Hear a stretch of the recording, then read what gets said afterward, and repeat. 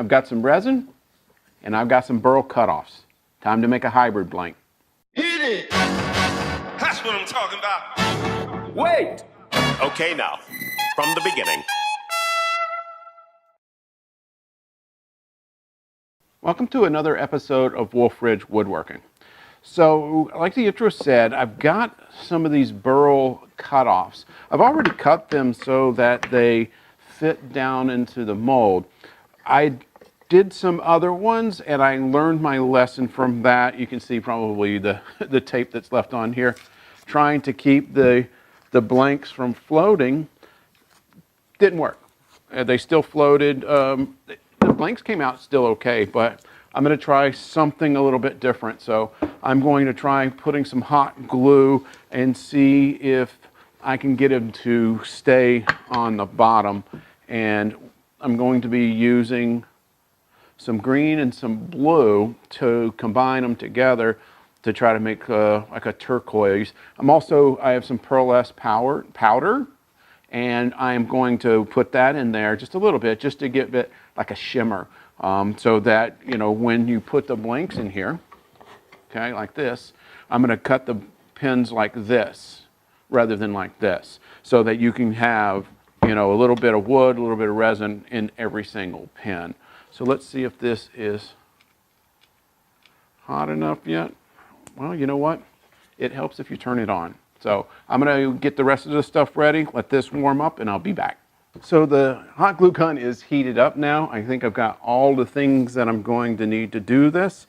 So we're going to start by just putting a couple of dollops of glue on the blanks to get them locked in. Okay.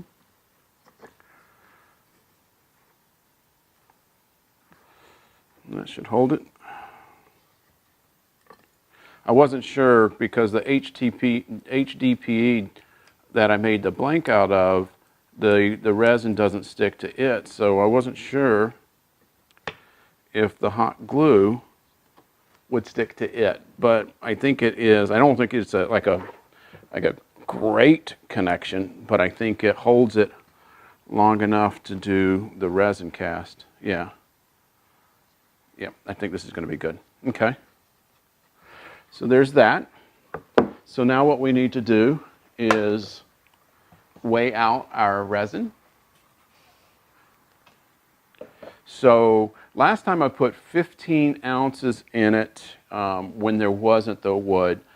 I think I'm going to go with 13, and we'll see. So what that means is, being that the resin, part A and part B, require equal weight, I'm going to go 6.5 ounces per liquid. Okay, just get my gloves on, and then I'll turn the scale on, reset it, and pour my A. Okay. Let's see, let me just turn around, maybe the camera can make it out. Okay. So I'm going to pour the 6.5 ounces.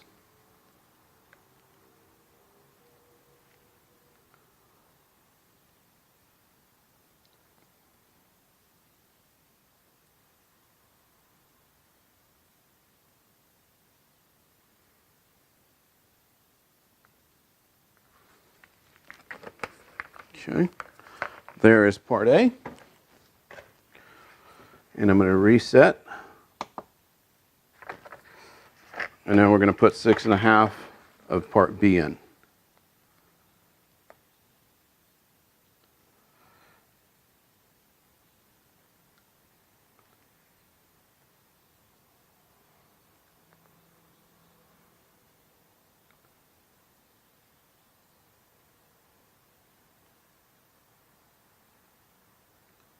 Almost. There. I think that's close enough. Alrighty. Now we're going to get to mixing. And then once I have it all mixed, I'll add my color. I like to scrape the sides down too. So far I've done 2 pours with the resin and it's come out really well, so I think I'm doing it correctly. Just make sure you get everything incorporated. And what I seem to notice is that when you first start mixing it, it's pretty, it gets cloudy and then it gets clear. So I'm thinking, and I always do it a little bit more once it gets clear, but I'm thinking once it gets to that clear stage, then it's pretty good to go. Okay, so now what I want to do is mix my colors. So I've got some blue. Just going to put a little bit on the end of the stick here and mix it in.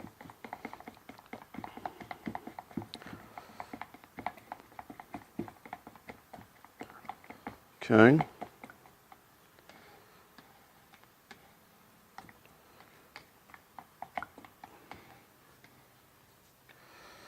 And then let's put a little bit of the green in, just a little bit. Going for like a turquoise, I think. That should do it.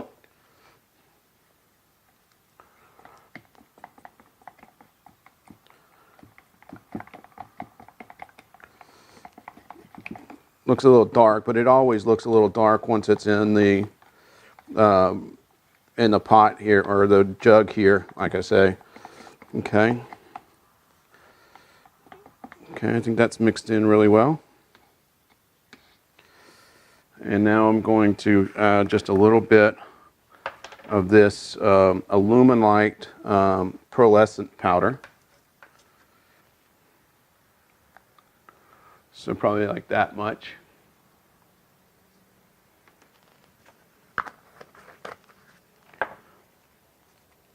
Okay.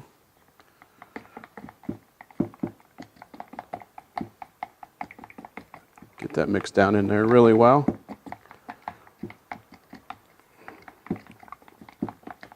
It might have been too much, but I think it's okay. I'm gonna have to experiment around and see if, what's the lowest amount that I can put in and it still give me the effect that I'm looking for. Okay, so I think that's gonna be good. Okay. Put my sticks over here, get them out of the way. You got 20 minutes on this, so it's not like a huge rush, but it's definitely something that you don't want to, lollygag about. So I'm just going to clean this up for a second. Okay. Alrighty, so now I'm going to let me get my pot ready.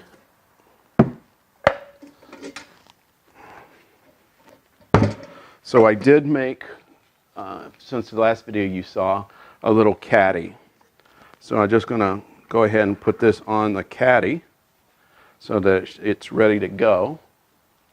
And then just pour the resin in.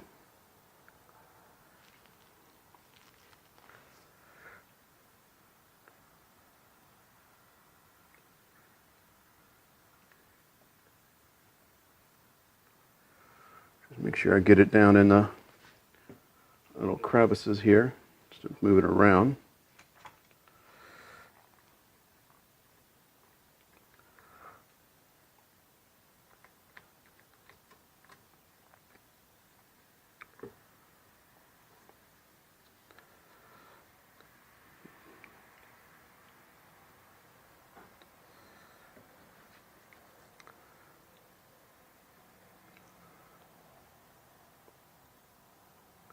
There's a little bit of a crack right there. I'm just trying to make sure I get down in there. I don't think it matters much,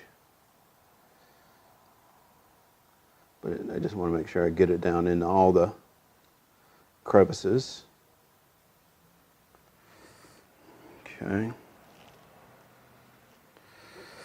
I need to get some of those silicone molds to do something with this leftover resin. I'm going to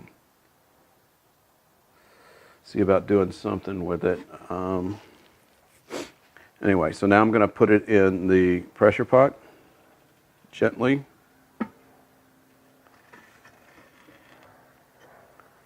Make sure that it's level.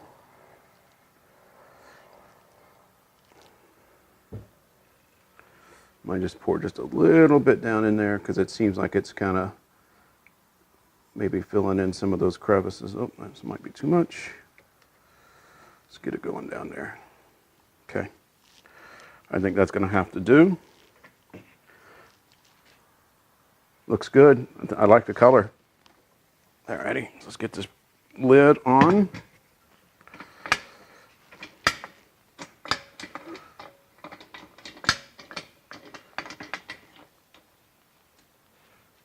Let's get you up a little bit.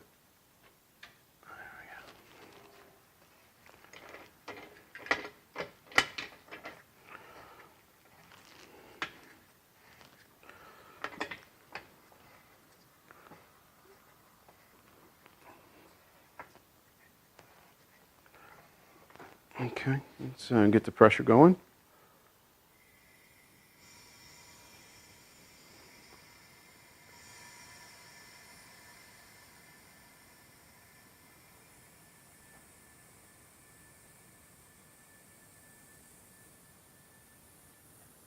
Okay, so we'll check on it here in a little bit and it should be good to go.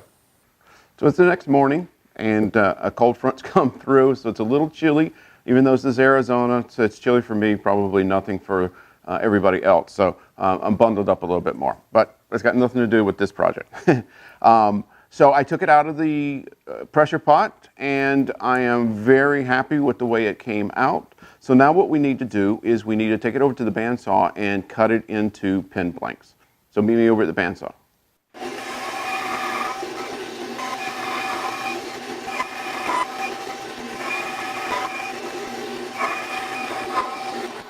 I was actually able to get more than 5 blanks out of this.